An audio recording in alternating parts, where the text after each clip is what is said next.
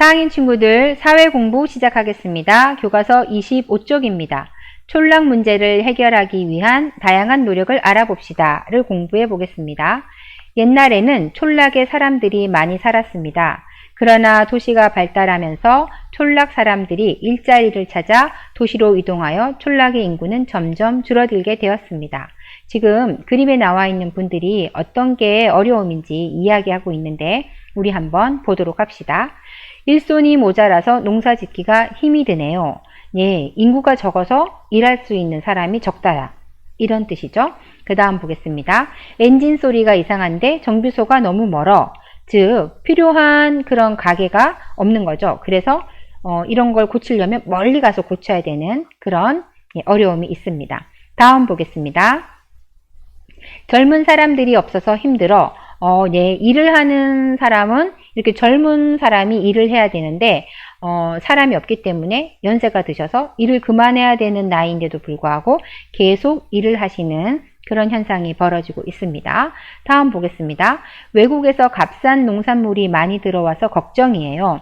예, 외국에서는 조금 우리나라처럼 물가가 아주 비싸거나 땅이 좁아서 또 땅 유지비가 비싸거나 이러지 않고 땅도 넓고 인구도 많고 그래서 우리가 하나를 생산하기 위해서 들이는 비용보다 더 적게 돈을 들여서 생산할 수가 있어요. 농산물을. 그런 농산물이 배를 타고 온다고 해도 우리나라에 왔을 땐 우리가 직접 농사 짓는 것보다 저렴하기 때문에 소비자들은 조금 더 싼 농산물을 찾게 될 수도 있습니다.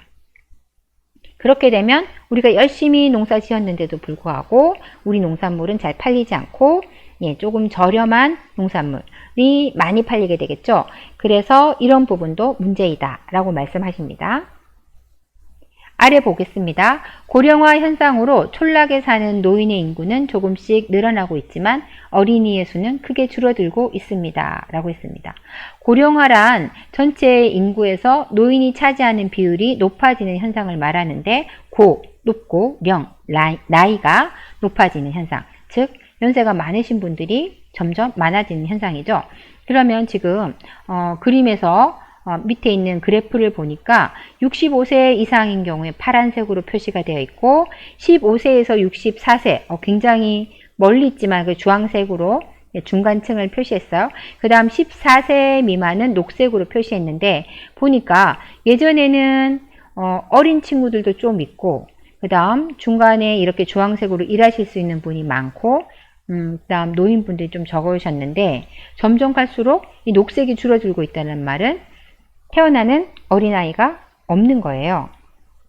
그래서 더 이상 이렇게 젊은 층을 확보하지 못하고 있는데 점점 이렇게 일할 수 있는 인구도 많이 줄어들어서 지금 이렇게 처음에 1990년대 초기에 비한다면 지금 거의 반 정도나 줄어든 상태라고 보면 되겠습니다. 완전 반은 아니지만 반에 가깝게 줄어들었다고 보면 되겠어요. 그리고 지금 노령화 되신 분들은 점점 많아져서 청색은 더 넓어지고 있죠. 이와 같은 문제를 우리가 보았습니다. 그러면 26쪽 보겠습니다. 26쪽입니다. 촌락에서는 일을 할 수 있는 사람들이 줄어들면서 어려움을 겪기도 합니다. 그렇지만 다양한 기계를 이용하여 일손 부족 문제를 해결하고 생산량도 늘리고 있습니다. 그 다음 외국에서 값싼 농산물이 들어오면서 농수산물 가격이 내려가 촌락에 사는 사람들의 수입이 줄어들었습니다. 촌락에서는 품질 좋은 농산물을 생산하여 소득을 높이려고 노력하고 있습니다. 라고 했습니다. 지금 앞에서 말했던 그런 문제점들이 있었어요. 그런 문제점들이 어떻게 해결했는지 조금 설명을 해 놓았는데요. 보니까 일할 사람이 줄어서 노동력 확보를 못할 때 이렇게 좋은 기계들을 이용을 해서 벼를 수확하기도 하고 그 다음에 다시마 같은 이런 정복의 먹이를 사람이 일일이 손으로 주면 너무 힘들 텐데 이런 큰 기계를 이용해서 한 사람이 많은 양을 일할 수 있게끔 이렇게 만들었죠. 그래서 인구 감소로 인해서 젊은 층의 부족에서 일을 할 수 없는 상황에서도 한두 사람이 기계를 잘 이용을 하면 이렇게 일을 할 수 있게끔 농촌이 변화하고 있습니다. 또 보니까 외국에서 들어오는 그런 수입품들은 약품 처리를 많이 해야지만 그 긴 시간의 항해를 견디고 우리나라에 왔을 때 소비자들이 봤을 때 좀 싱싱해 보이는구나 라고 생각할 수 있어요.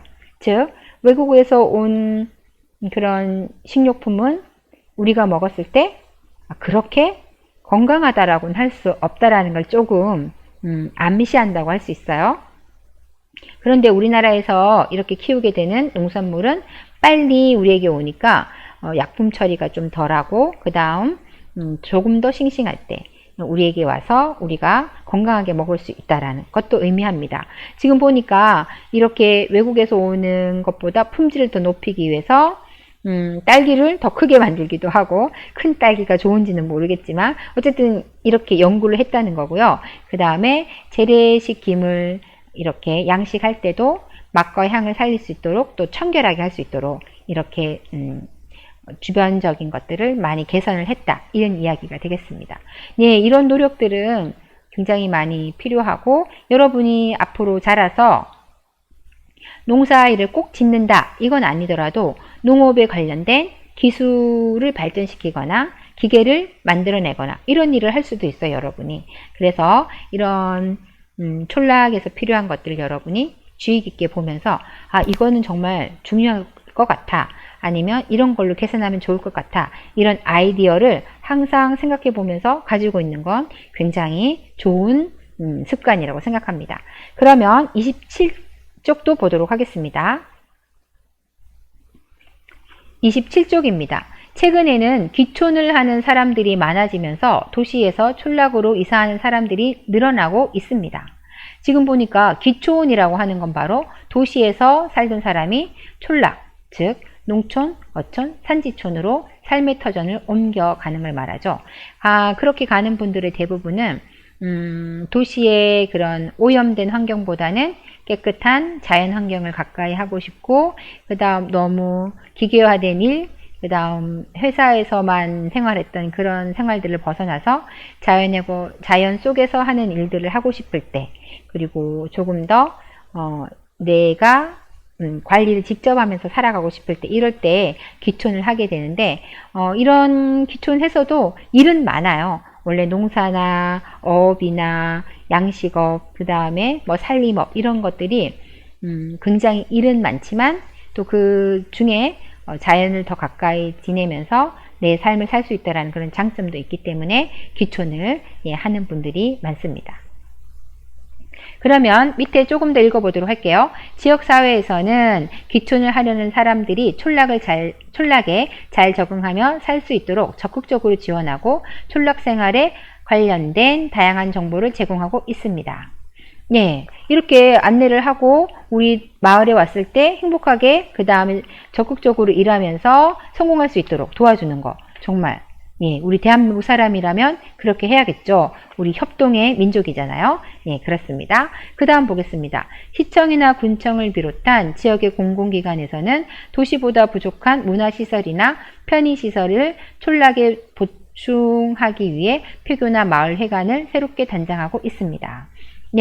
인구가 좀 없어서 예전엔 큰 학교였지만 지금은 그 학교가 건물만 남아있는 경우가 있을 수 있어요. 그런 경우 그냥 두면 을씨년스럽고 밤에면 그곳이 조금 무섭기도 하고 이럴 수 있는데 그런 곳을 다 새롭게 단장을 해서 문화공간으로 많은 마을 사람들이 가서 즐길 수 있도록 그 공간을 새롭게 만든다는 거예요.